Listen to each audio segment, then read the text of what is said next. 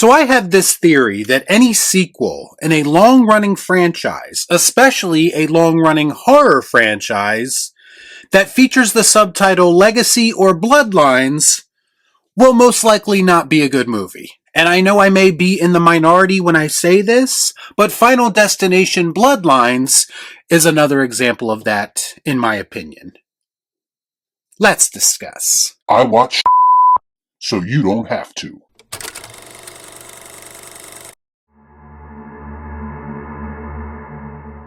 Before I get started, I'd like to kindly ask that you hit the like button, and please subscribe to the channel for more content just like this. What are you waiting for, huh?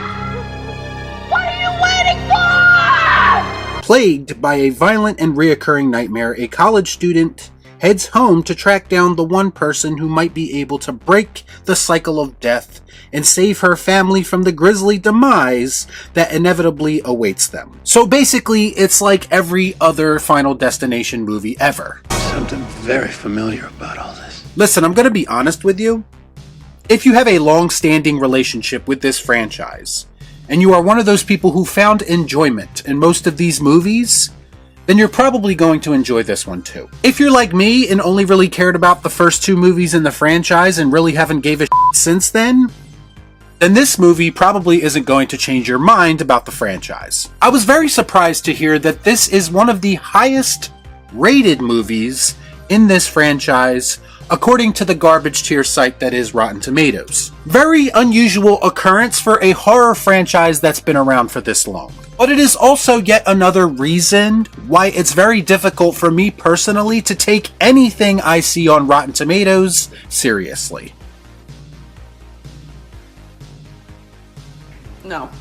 Final Destination Bloodlines has been praised by many as a fresh take on the concept that we've been seeing play out since the year 2000. From my perspective, now having seen it for myself, if there's any reinvention going on, it's minimal. The movie begins just like any other Final Destination movie, a big disastrous set piece where a lot of people die, only to reveal that it is in fact a premonition of one of the people involved. And to me, these opening scenes were always the highlight of these movies, and the opening scene of Bloodline is no exception to that. It was highly entertaining per usual, but as per usual, things tend to fall off a bit once the initial surge of mayhem is finished playing out. The idea behind this Final Destination is that the death curse can be passed through your bloodline, hence the name. That is, of course, if you find a way to avoid death long enough for your family to grow a few generations. Sounds simple enough, and I do like the general idea behind it, but as always, the execution is what's important.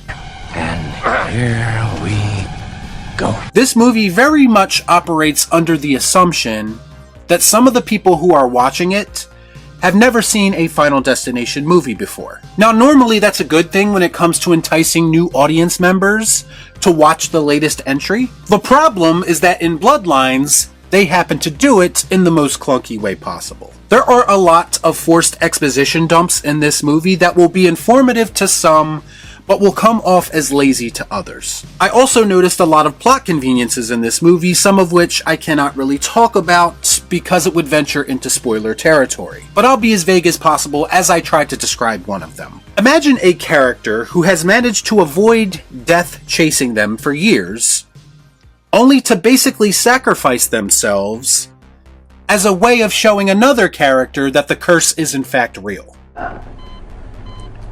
Why? Only that death basically opens up the floodgates and allows death to easily go after the next wave of people. Was that sacrifice worth risking the very lives of the people that you are actually trying to warn? And now you are responsible for unleashing that very thing upon them, and if it sounds stupid, that's because it kind of was. And then you have the main character of this film, played by Caitlin Santajuana, who somehow inexplicably figures out everything rather quickly thanks to a Final Destination Easter egg book she acquired. On top of all of that, we have this added wrinkle of all of the people being involved this time being related to each other, which you would think in a more competent movie would raise the stakes considerably. But not Final Destination Bloodlines, though. There is minimal screen time for any of these characters to mourn the loss of their loved ones. I mean, we might get a quick funeral scene, but we're pretty much just moving on to the next outlandish death. And the lack of reaction from any of these characters made it very difficult for me, as an audience member,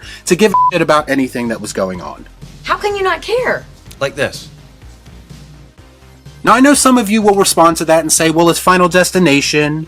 It's supposed to be fun, don't think about it too much. The problem is that I didn't frame the movie around this family dynamic. This family that you would assume care about each other, so to me, if you're going to do that, it probably should have changed the film tonally from time to time. I also found this movie to be quite predictable, which I guess you could say is an aspect of every Final Destination movie. But when you basically lay out the family tree and say that this person is first, someone we have absolutely no connection to, and this person is last, the person we are supposed to care about most, I don't know, it just kind of removed any tension or any chance of you being surprised by anything, outside of course, the shock value timing of some of the deaths. Not impressed.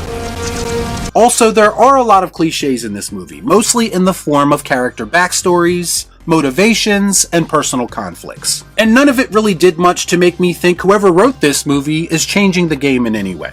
Couple that with the fact that we get what I can only describe as pedestrian acting performances, and you could kind of see why I feel like this movie isn't exactly lighting the world on fire. As far as the kills go, of course they are going to be the highlight of any Final Destination movie, even if that satisfaction is on a surface level. Some of the kills were better than others. One involving an MRI machine was probably the most memorable and the most brutal. Unfortunately, most of the kills were brought to life with the dreaded CGI blood effect, something that has become all too common in modern horror. There was also one fake-out kill that, when you stop and think about it, actually borders on complete absurdity. You know how they normally set up the kills. You have death kind of moving the chess pieces around, building towards an over-the-top elaborate death that we all know and love from this franchise. But when the same exact method is taken during a fake-out death that apparently the character of Death had nothing to do with,